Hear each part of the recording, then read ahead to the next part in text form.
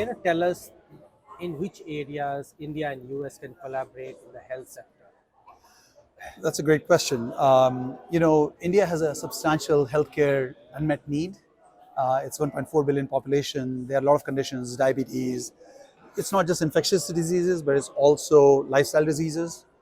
Cancer is becoming more prevalent, diabetes, heart disease. I think there are three main areas, as I see, where India and US can really partner closely. Maybe four areas. First is AI. There are many exponential technologies that can dramatically bend the cost outcome curve. There are a lot of people in India who don't have meaningful access to healthcare yet. India is working hard to actually enable that through Ayushman Bharat and Ayushman Bharat Digital Mission. But artificial intelligence, there's a lot of capacity that resides in the US. And US is looking for a place where they can develop these AI-based tools for healthcare much better, and no better place than India to do that. So there's complementary needs and skills that India and the US have. And if India is able to work with the US and US is able to work with India in developing those AI-based solutions. So for example, if you have ASHA workers that are working in the last mile, where they're dealing with the local population, and you could imagine an AI-based platform that actually enables these ASHA workers to not only understand what's going on with the health of the community members, women, children, other community members, but also be able to provide some sort of therapy or some sort of solution right on the spot with some training would be amazing. It will dramatically alter the outcomes for these populations. So that's one area that I can see. AI has a lot of other applications, and so I can just imagine a dozen or so use cases actually in India. So that's one area. The other area that I think US-India can work very closely together on is diagnostics. US is a diagnostics powerhouse, and honestly, in the 70s, 80s, diagnostics industry in the US built up quite nicely. And if you go to a regular clinic here, you'll see such advanced diagnostic tools. Unfortunately, a lot of those tools are not as easily available in all parts of India. I think if India and US can partner on building next generation diagnostics, connected diagnostics, so that the data coming from these diagnostics, solutions can be received in policy making circles, and decisions could be made rapidly. A good example is anemia.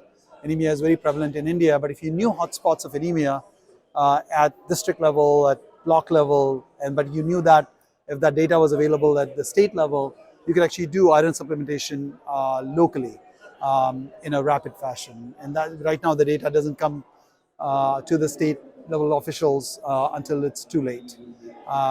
So that's another example of potential collaboration. And the third area that I can think of is human capacity building. India has substantial gap in human capacity for providing healthcare, distributed healthcare across India. There's a gap of million plus healthcare professionals, and if we can bring innovative approaches to training workforce, surgeons, and other kinds of clinicians, building upon capacity India already has, but bringing new methodologies, new frameworks for doing that from the US. That's another area, and I think US institutions and US healthcare systems are very keen to engage with that. And the last one is really in biosecurity. We already saw through COVID-19 how dangerous such pandemics can be for us, and I think we need to create a future where we are pandemic proof, where we can identify these vectors early on and take meaningful steps to prevent their spread.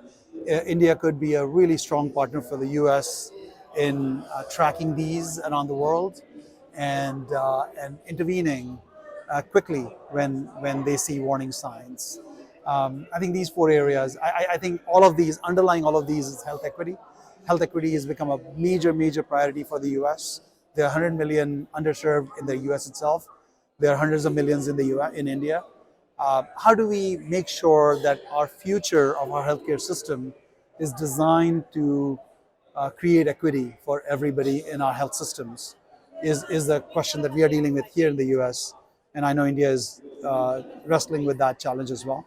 And that's a major area. And all of these things that I talked about address that health equity question. As of now, which are the fields where India and US are collaborating together in the health sector? So, the work that we started 17 years back in India with the Department of Biotechnology, AIMS, Delhi, and IIT Delhi was the first major collaboration of its kind in health technology innovation. So that remains, actually, it's called a flagship program by DBT. There are now, I think, 8 or 9 biodesign programs. So Stanford Biodesign worked with India in building our first biodesign program. There are now 1,000 or so innovators, health technology innovators that India has that have sort of followed the health technology innovation methodology and have now started to come up with solutions that are making a major impact on India's healthcare system and bringing meaningful therapies to India. But I think there's a potential for that to become a global force. I think that's one area where we are working well together with Gates Foundation and other organizations working with Indian partners, Indian agencies. We are discussing some agreements with UP government as well as some agencies, MITI, the Electronics and Telecommunications Ministry. Mr. Ashwini Vaishnav was here at Stanford a couple of weeks back. So that might be the next phase of our engagement with India. We know that there is quite a bit of work going on in semiconductor space between India and the US. There's we start another area of work that we've done with Stanford, between Stanford and India, was in emergency medicine. We actually worked quite closely with your 108 program, and we created a massive training program for health workers, the emergency health workers, who basically participated in the 108 system, and that seems to have really spread across India now. Those are some of the examples. So, next month, India's Prime Minister is coming here on a state visit at the invitation of President Biden. Health sector is identified one of the key pillars of this relationship. Anything that you seek that there should be priority for the two leaders next month? I absolutely think it should really be a priority. I mean, health, unless we have a healthy society in India, India's economic growth will be restricted. For India to become the third largest economy in next 5-6 years, and for it to be second largest economy by in next 25 years, really is contingent on India having a healthy population and India being able to serve its health and well-being of its population in a cost-effective way. We ourselves have a major challenge as our population ages. I talked about 100 million underserved in the US. Well, that number will rise rapidly as our population ages, and our 20% of our GDP being spent in our healthcare system isn't adequate to serve that population. I think it's in our best interest to work together. I think there's some innovative solutions that are going to come from that partnership that are going to help both India and the US. I would consider this to be a really important strategic priority, and I'm hoping both Mr. Biden and Mr. Modi, consider that, as an important area to collaborate on, and put that as one of the tip of the spear of our partnership. And Stanford Biodesign in particular would be very willing to contribute to that. How do you see the evolution of healthcare sector and healthcare technology in India the last 9 years under Prime Minister Modi? I think one thing that has really impressed me about the current government is its willingness to continue excellent initiatives, and not only continue but actually scale them up. The scale of the ambition, the desire to do this at a population level, at the continent level, has been really, really impressive. Every conversation I have with our partners in India right now, it's about scale. It's about, if we talk about let's train 4 fellows, they say, how do we do this at hundreds or thousands of fellows? if we talk about doing this at the community level or the state level, they talk about why don't we do this at national level.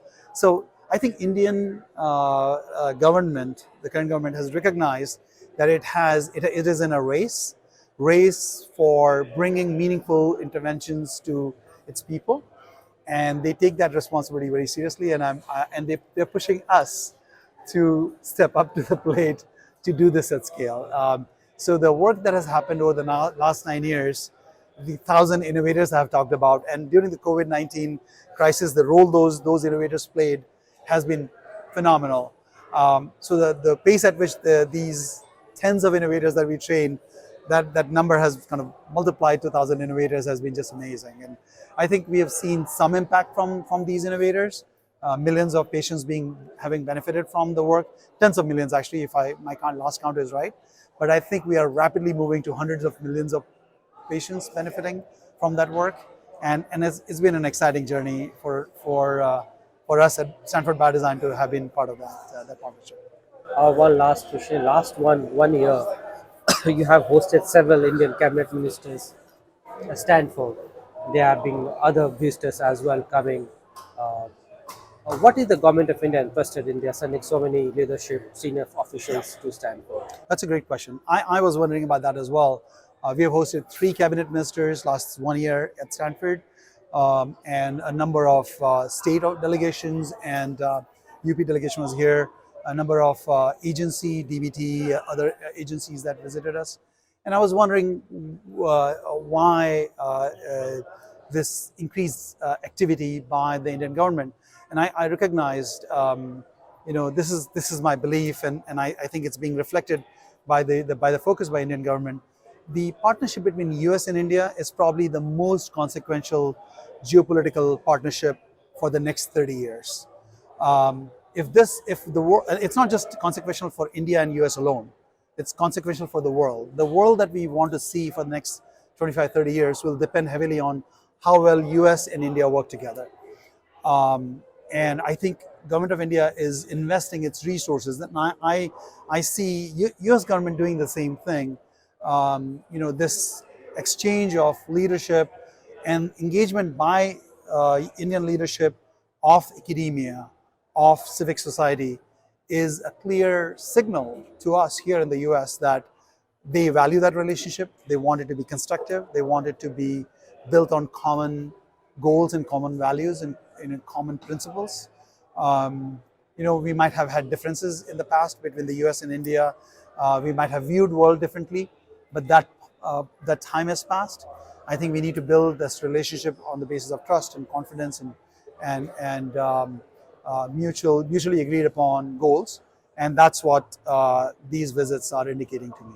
If I can ask you one more question, how can we build similar kind of ecosystem in healthcare sector, health technology sector, research, R&D, academics in India? Is your question about how could we build similar ecosystems in India? Exactly. Yeah, Similar universities, similar academics. yeah, I think it's a great question. I grew up in India. I studied at IIT Bombay and IIT Raipur, and one of the challenges I saw, some of these challenges we have addressed, but not completely. The challenges I saw is that we worked in silos. Academia was disconnected from industry. Industry was disconnected from the healthcare delivery institution. Healthcare delivery institutions were disconnected from the policy ecosystem. And it was because I think we wanted to maintain that silo so that there was no, a potential for stepping on each other's toes or potential corruption or whatever the fears might have been in the past. I think that time has passed. India is working quite efficiently now. Corruption has subsided substantially, is my perception. I think it's time for us to break down those walls. Stanford Biodesign, for example, the center that I'm part of, engineers and scientists and clinicians and business people work together. I think, and we just started a policy fellowship on health technology innovation.